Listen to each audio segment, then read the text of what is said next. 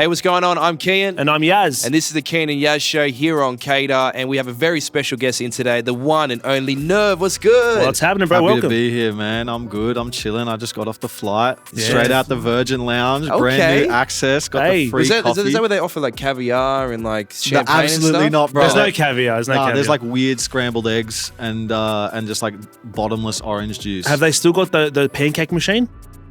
Where it just keeps dropping unlimited pancakes? Bro, I'm just so in and out, just such a jet setter. I'll just go straight for the hash browns and get the coffee and the OJ. It's all about the hash browns. Yeah. All about the hash browns. Obviously, rapper, producer, writer. I mean, mate, you're doing such incredible things. The most recent track is hectic, Wild, and it's different. Yeah. And no pun intended there. But it's something different. Pun intended. I've never seen an Australian rapper. Were you in the Outback in the film clip on this? No, I was in Dubai. You see, that's you what we're filmed it in talking about. Dubai. Yeah. I haven't actually seen the video clip. Is there camels involved? Nah. Come on, how can you be in Dubai and no camels? Have you seen Takashi? I didn't see one camel, man. Actually, yeah, I've seen more camels in Australia than in Dubai. Have you ever there jumped are on more top of a camels, camel and had a ride? Can you ride? Are we allowed to ride Yeah, camels? I rode a camel when I was like 6, but I was on the back and it kept shitting. So yeah, it wasn't that fun. It just smelled terrible. Bit of a darker question. Real quick, what does a camel poo smell like? Just it's just different. Yeah, different. You know, It's different. same shit, different smell. Okay, yeah. I see. Did you eat any camel in Dubai? Eat camel? Yeah. Nah, I don't think so. Oh, they got a cracker they camel could have dish. slipped it in somewhere. I don't know. That's Just these order days. a Big Mac in Dubai. It's just a camel burger. Yeah, well, one of the guys in the production team actually was fed lamb as a kid, and it happened to be the same pet, his actual pet lamb. Oh, yeah. And that was slipped in. So you can eat anything these days. Yeah, There's I've scrambled heard eggs on the stories like Virgin that. thing. That might even be fish eggs. You Who don't know. knows? Who knows? It's like how Subway tuna has no tuna in it. Wait, what? That's a thing. How did you research that? I mean, you seem like some intelligent person. I've just heard it. I've heard it. Okay. And like other podcasts I listen to, they always talk about it. So yeah, I don't know. Might have to do our research on Yeah, that. did you know that Nerve, and you listening, studies electrical engineering? I did hear that. Have you studied it, graduated, or are you still studying? Okay, so it's like a bit like technically, yeah, I'm still studying it. Like I've got like 7 subjects and a thesis left, but I haven't been at uni for like a year. Because I was going to say, man, like with touring, with shows, writing music, it's not an easy game. Like you would, how would you fit that in? I don't know. I don't. Like you can see in like my study plan, like where I started to get into music and it became more of like an entanglement than like a real uni degree. Do you think you'll finish it? Look, I think like one day I'll finish it, but at the same time, like I got work in the industry before I finished it, and I was kind of like, I don't know if this is the industry I want to be working in. That's the same thing that happened to Yaz. I mean, you Yeah. were studying at radio school, and then you got offered a job, so you sacked radio school because they wouldn't let you do Well, both. I wanted to finish, but they wouldn't let me do both. And I was like, well, I'm obviously going to take the job and get paid instead of pay to learn something. Is that what it's about for you? It's like, you're getting the success coming to you right now. Why wouldn't I take it? Yeah, I think music is definitely more of a time-sensitive thing. You know, like you need momentum. So when you finish the course, if you ever do, would you come out in your songs and brag about, I'm an electrical engineer?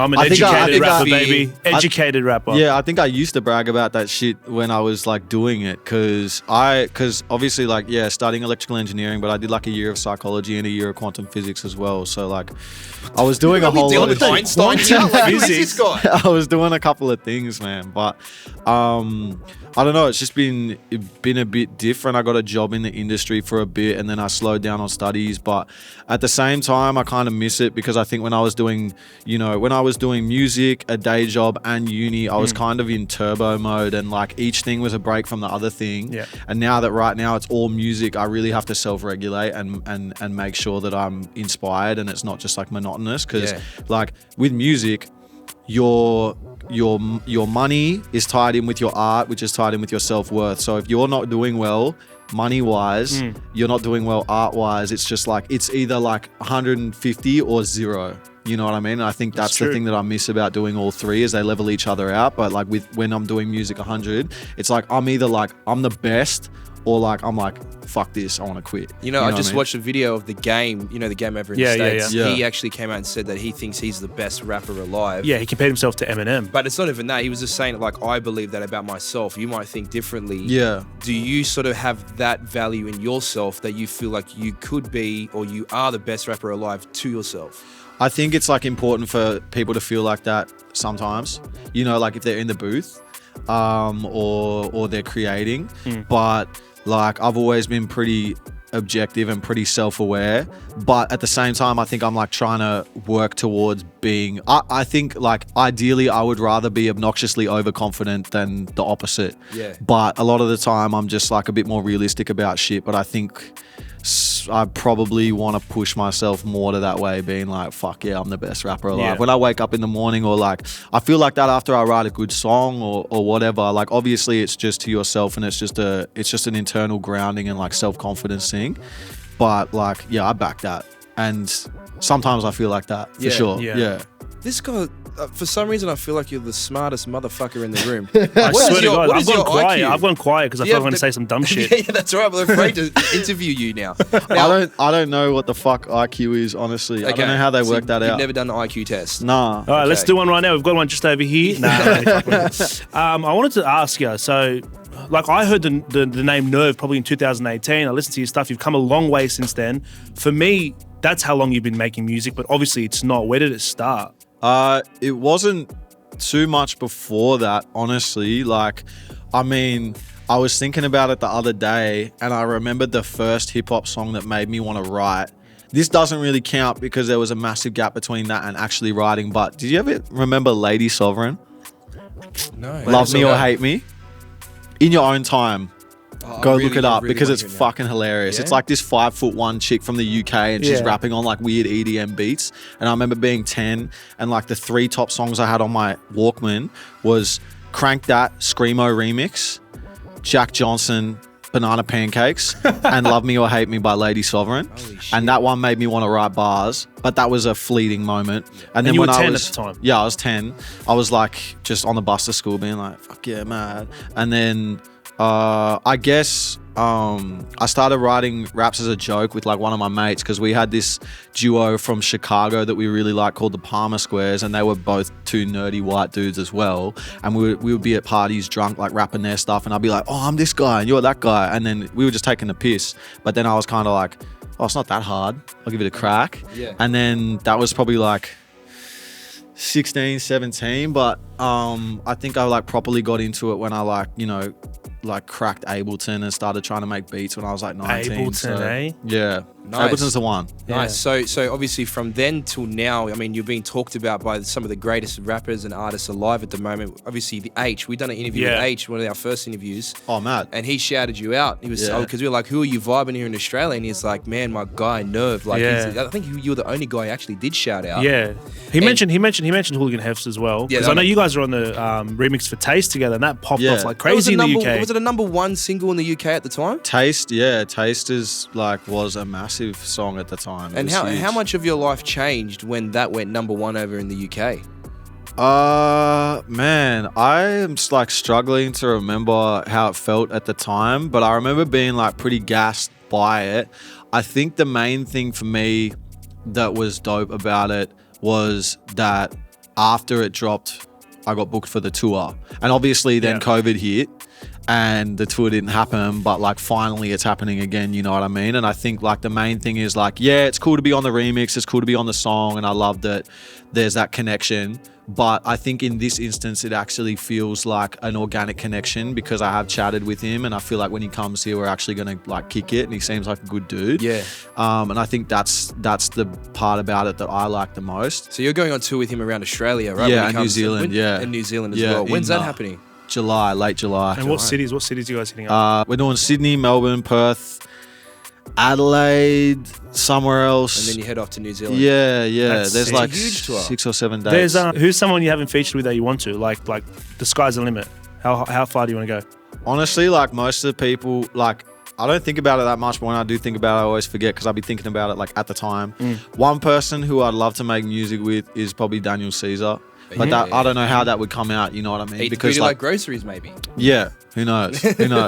But like behind what I put out, there's like a lot of stuff that I do that's like a lot different, and I'm like really into like slow stuff like Daniel Caesar and like even like I don't know, like Jacob Collier. I don't know if you heard of him, but he's like crazy. He's like a savant. He's that pianist. He does everything, like harmonies and everything. Yeah, I follow him on his like ridiculous. vocal stacks are insane, and like he gets the crowd to sing his songs. That would be. I reckon that'd be That sick. would be fucking sick. Yeah, they're artists that I really I'm inspired by. Obviously, it's like a whole different lane, but like, you know, behind closed doors, I'll be in my bag trying to sing R&B shit in my bedroom and that, you know what I mean? So like, are we going to ever hear an R&B sort of song from you? I mean, I've got like, there's some deep cuts on like some EPs and albums and stuff that I've like put out that is leaning that way, but I think it's all quite experimental still at this point. But yeah, definitely in the back end of this year, there's going to be some shit that sounds completely different, and like probably like one of the songs I've been most excited about ever making is one that I'm going to drop on the back end of this year, and it's like completely different. It's all like the growth, right? I mean, you're trying to grow as an artist. You're trying to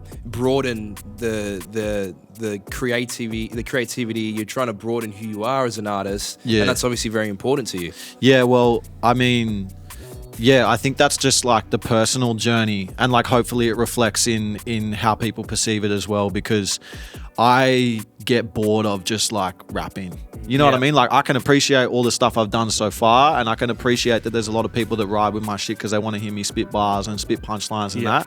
But when I'm sitting there with a cup of coffee being like, what do I want to do here? I'm always trying to do something different, so it's just inevitably going to go that way. Do you enjoy being uncomfortable in a studio session and pushing yourself to places that you've never kind of gone before?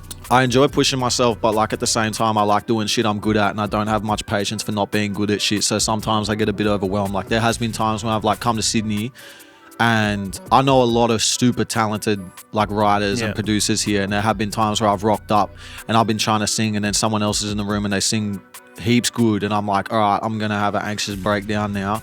And then like the next day I'll wake up and be like, all right, I'm just gonna write like a really audacious rap song and then get my confidence back, and then the next day I'm singing like I'm belting and shit, you know what I mean? You seem very calculated, you seem very down to earth, but you also have this thing about that it's like there's a star here. Like, I can definitely. See that. I feel like we're sitting in the room with someone, you know, a couple of years from now, the success level is on an absolute global thing. I actually truly feel like that. If you were a stock, I'd probably put all my money on you. Oh fuck yeah, because that's what I'm doing. Exactly right. But no, I appreciate that a lot, and like I feel it. I feel that in a way as well, like not in like an egotistical way, but I think you're focused. You know, you're focused. You know what you want, and you're hitting it. You know what I mean? I'm trying. Yeah, I think the thing for me that's been like something to grasp in my journey, because you know you get people tweeting like everyone's got their own journey, they all blow up at their own time, or like whatever it is, like all popcorn or pops at different times, all that shit. Caramel popcorn. But I think for me, like what I've like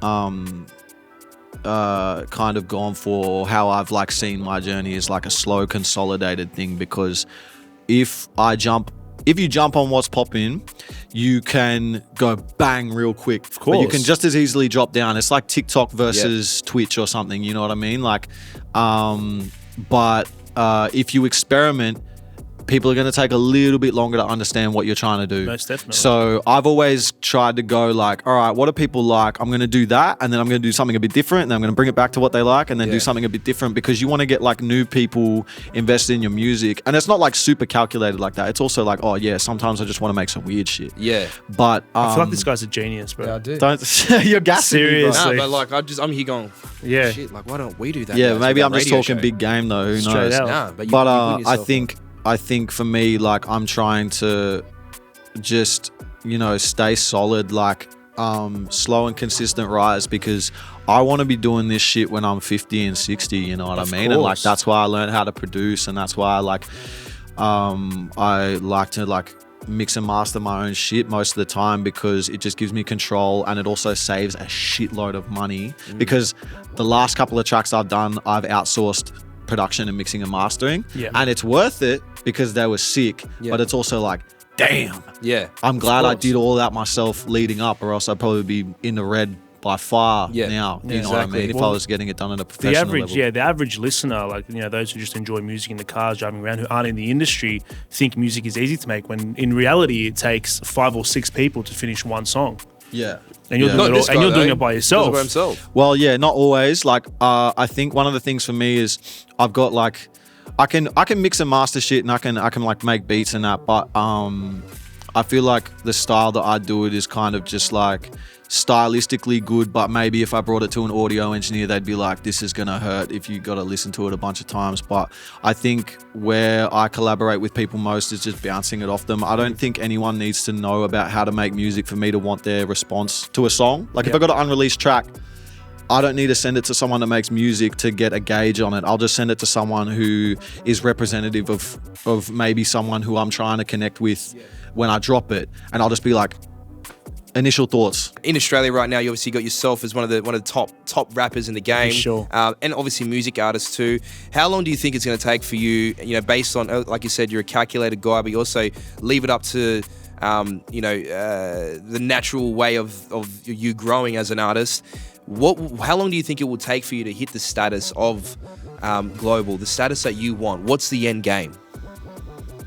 That's a big question, bro. I think there's probably a pretty good chance I won't ever be content with where I'm at. Like only in short moments, you know what I mean? Like after I've done something, I might feel it for 5-10 minutes, but I think the whole essence of it is that you're constantly trying to, like once you do one thing, you want to do the next thing. You know, like the first show I ever played, I was like, before it, I was like, if I play a rap song that I made to 10 people and they like it, I will die happy. And then I did it and I was like, if I play a rap song I made to 100 people, I would die happy. Like it just keeps going like that. Don't you feel that could be like a bottomless hole though? That eventually you're gonna always say the whole world loves it. Then what next? Yeah, I think in terms of drive and like ambition, it's good. But yeah, if you tie your own self-worth into it too strongly, it can be like bottomless pit. You know what I mean? And that's why I say like going music full time, the ebb and flow is like much more deep. But I think I've learnt to appreciate moments like that a lot more, and I've learned to rest as well, because I used to burn out like so hard like a couple years ago. But honestly, to answer it more directly, I think like this year is going to be a huge year. I think some of the stuff I'm dropping on the back end of the year is going to be like a whole different level for me, and I know everyone says this year's their year. This year might not be everyone says it on January 1. Yeah, everyone says it on January 1. I think like, you know, this year and next year are going to be, I think, you know, when you're talking about global, I've been writing a lot into, like, I've been like journaling, you know, like writing down like, what do I want? What are my intentions? Blah, blah, blah. That's been a big thing for this year, is going global. And I can see, you know, where I can fit those pieces together, especially this year. So I think like this year, next year, but, you know, hopefully every year. It just keeps stepping up. I'm excited for you, bro. I'm really excited for Nerve, and you know, thank you so much for coming into CADA and the Kian Yaz show. You're performing with H on tour coming in July. What can we expect from your set? What's so special about Nerve's set?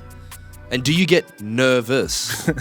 It depends on the show, yeah. Like, I don't get nervous if I've sold out a venue for a headline show, because I know I'm going to walk out there and I can do whatever the fuck I want. You know what I mean? I think like some of the shows where I get nervous, it's been like probably a lot this year, honestly, because I've been supporting like artists that, like, I mean, I've been on tour with Bliss and Esso and DZ Death Race, and you know, Bliss and Esso is obviously hip hop, but it's a slightly different generation. So I'm like, okay, let's see how they perceive it. Generally sick. Their crowds are mad. DZ Death Ray is a little bit different, you know, they're a rock band. Yeah. But I've been touring with a drummer, so that's been great. You know, like adds a bit of I guess sometimes I wonder if they're just gonna be like, what the fuck? You know how people who don't ever like hip hop think about hip hop? Yeah, of course. But hip hop's also become more pop these days. That's you know what I mean? You got Ariana Grande rapping on drill beats, which like 3 years ago I said I was going to be like not rapping, you know what I mean? She's on that shit. She's on it. And like 3 years ago I called that, because I was like, drill's the new rap and rap's the new pop, so like, you know what I'm saying? Yeah. But I get nervous before shows if I think that maybe I've been booked in a weird space. but usually they're the best ones for growth because you have to work on course. your showmanship and you have to win them over. Yeah. And I've done a lot of shows like that. You know what I mean? Like, And what would you do to work him over? I know, like Yaz, you said you were with Chillin' It the other day. Yeah. And he smashes the microphone on his head. Yeah, and he's then calls out to the crowd. I was with Chill before his show at Luna, and he's very calm. Like, once again, no pun intended. He was very chill before he went on stage. I'm like, dude, are you gonna hype up or what? Like, I've seen your sets. He's like, don't worry, once I go out there, like, we'll get it started.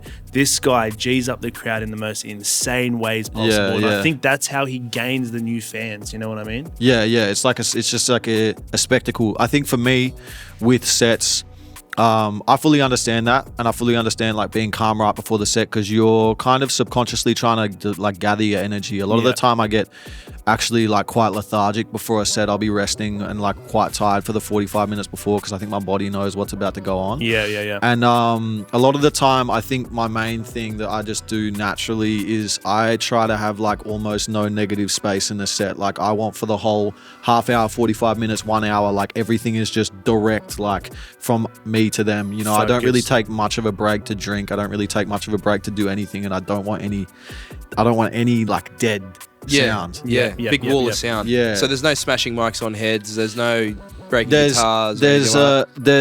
there's a lot of like jumping in the crowd. Are and you like, crowd surf and stuff? Yeah, I mean, High crowd intensity. surfing, I have a thing with crowd surfing where like I'm never going to jump in a crowd unless it's obviously a good time to crowd surf because I'm never doing that thing where you just go through. Yeah, you never go through. That's right. Or people in your pockets, people grabbing bits and pieces and stuff. You don't want to do I that. think, just like it looks awkward if you jump into a crowd and you just disappear. It's like you want That's to be what on happened to me. top. I almost broke my arm jumping into a crowd. They had a little boat. And they're not ready I for jumped you. into the boat and it flipped. Oh, yeah. It flipped and I landed on my arm and I was like, I had to play it off cool. Yeah, I did that. I did that on my first tour. We got an inflatable like mattress, and I jumped on top and kicked the projector off the roof and shit. But one thing I was doing a lot was I get a t-shirt, I get like a piece of merch on the last track, jump in the crowd and make them form a big circle. I'm in the middle, and I'd be like, when this beat drops, fuck me up. Whoever gets the shirt gets to keep it. That's crazy. So it's like a wall of death, but I'm just in the middle. Yeah, a lot of that. A lot of just like, crowd work. I'm trying to connect with people. I'm trying to like, I think every show is different. Sometimes you got more intimate shows where it's not about mosh pits, but it is about connecting with specific people. One thing I like to do is really single people out. Okay. It's pretty easy to do a set and just like look over the top of everyone and do your thing. But when you single people out, you can really see the vibes. Feed off it. Yeah, and if someone knows the lyrics too, that's one of the best things. I'll be at like a Bliss and Esso show, so it's like all Bliss and Esso fans, but there'll be like a couple of dudes that know all the lyrics. Yeah. And I'll just single them out, and then everyone sees me singling them out, and they get excited, and it just like reverberates. That's cool. Backwards. This guy knows what he's doing. I know, right? Nerve, an incredible Australian hip hop artist. I mean, and branching out to do so many different things. Keep an eye on Nerve. Where can we hit you up on Insta? Where we hit you up at? Bebo, MySpace. Nice. We sent some hearts. Grinder. All of the socials, man. All the socials. I'll be back on Twitch soon, but the new studio at the moment is getting renovated. So that's I'll be back on Twitch making beats and shit. Exciting new music coming ahead. So the end of this year, we're going to hear some brand new stuff. So there's nothing between now and the end of the year. Oh, no, there's a bunch of stuff. Okay. Yeah, for sure. But end of this year, it's stuff that we haven't really heard from you, right? Yeah, I think, I mean, all of it is new and like fresh, but like, the next 6 months is going to be pretty crazy. There you go. So get ready, Australia. Nerve is coming for you with some incredible stuff. Like I said, one of the greatest artists we have here in Australia right now, and going global. I mean, this is happening, yes. It's happening right now. Manifest. Yes. Manifest we're putting everything out there right now. Here from the Kian Yaz show on CADA, you have Nerve. Mate, massive love for coming through, and mate, all the best, and can't wait to see you on stage. Try not to eat too many booties like groceries. You don't need to. You can get that feature without going down like that, okay? Hold your dignity. And tell your boy Arms as well. Hold his dignity. Yeah, I'm no gigolo. No gigolo. Not yet. Maybe that's coming after music. Yeah, we'll see. You never know. He's a smart guy. Diverse. Thanks, bro. Thanks, dude. All good.